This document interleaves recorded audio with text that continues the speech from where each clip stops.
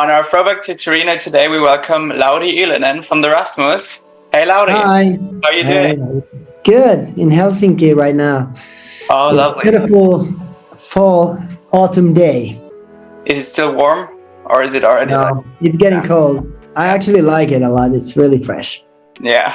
Well, how did you process all the events of Torino? What have you been up to since? Well, it was a magnificent experience. I don't think there's been one day that I haven't been thinking about it somehow, some way. It was very great experience for us. It happened just in the right time because we got a new guitarist, and together we were able to share this experience, and it really made us strong as a team to do something like that together. And it's been really wonderful times after that. Empu is a great guitarist, but she's also become a really great friend for us. Oh, nice. And she really fits the group. So this was the experience that made you bond. Did you also make other friends through Eurovision? Yeah, we met a couple of times the Kalush guys. Oh, nice. And we have actually been in touch with them a little bit, and I even got a little present from them recently. Oh, really? Yeah, it is the flute. They played on stage in Eurovision. You know that original one that they had on stage. Yes. Wow. So that's a big honor. I was really taken. It was an honor to get that flute, and I took it to our rehearsal room. So, maybe we come up with something cool with it, and in the next Rasmus song you have a flute. Oh, wow. I don't know. I of course feel very sorry for Ukrainians, and those guys, Kalush, they have been doing great work for their country, keeping up the spirit as well as they can. And it's been very important for many people that, they won the Eurovision. They got, strength and good vibes. Yeah. That's what they need. They are in a very bad place there. Yeah. But well, getting back to you, you've of course worked on UMK and Eurovision for a long time. So how does that moment feel when you're sitting in the green room and then you qualify to the grand final? Well, the final was our destiny. That was our goal, to be in the final. And when I heard we're going in, I was so happy. I don't know how disappointed I would have been if we're not getting there, but I just felt like at least that far we have to go. And there was many steps to that point. First, having the UMK, competing with the Finnish artists. It was very tough competition because the quality of the songs were great. The artists were awesome, very talented. So I wasn't really sure that we're gonna win that. I just felt like we should, but I at least work better under some pressure. Whatever I do, if I don't have a deadline or something, I maybe get too lazy or something. I don't know. And then how did you feel about your final results in Eurovision? Well, honestly, I was a little bit disappointed at first. I was like, of course, hoping for better. I think, I was dreaming of being top 10. That would have been super well done. Yeah. But then it was 21. 21st was our position. So, I hate that thing that, I should have been grateful, but still I felt like it was some kind of a loss.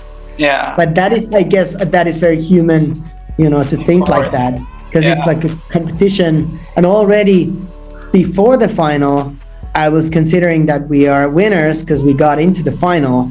Yeah. And we were able to play in the biggest show in the world. That is almost 200 million people watching that gig.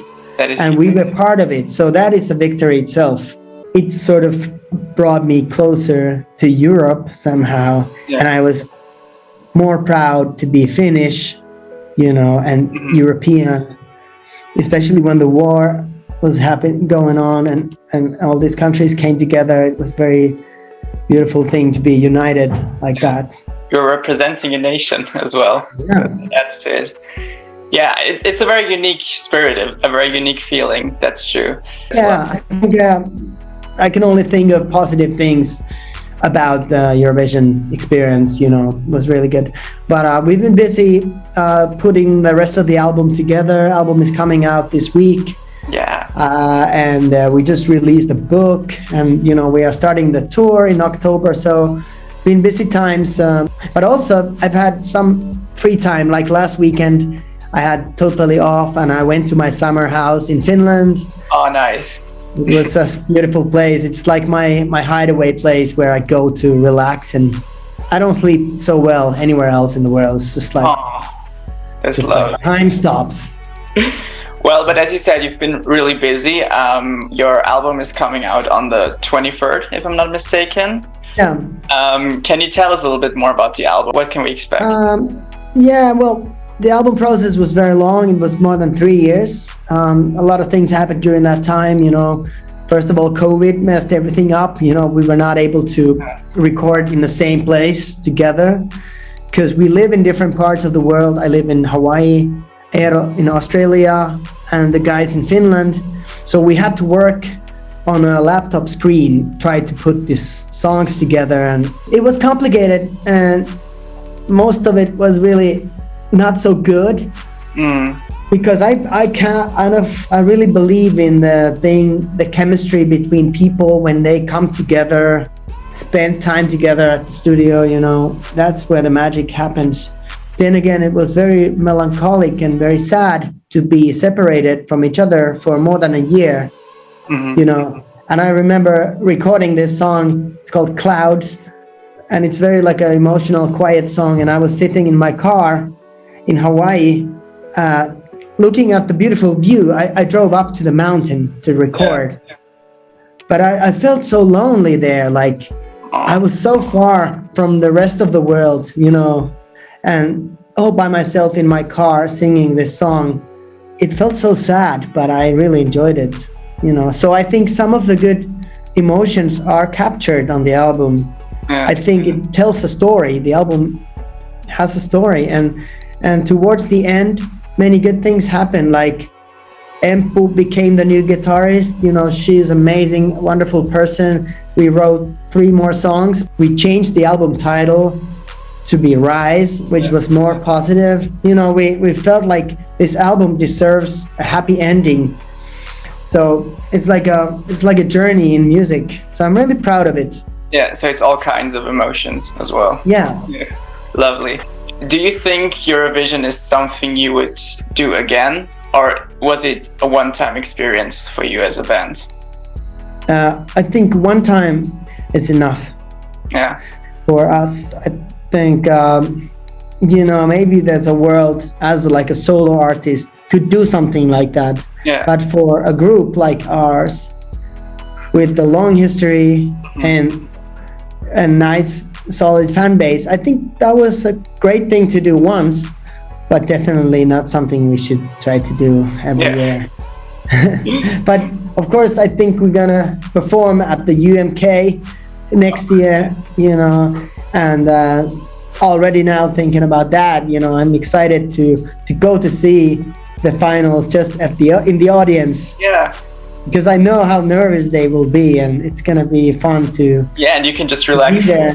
I think the Finnish UMK, the quality of the show is amazing. Like how every performance is like massive with choreographies and lights and dancers, whatever.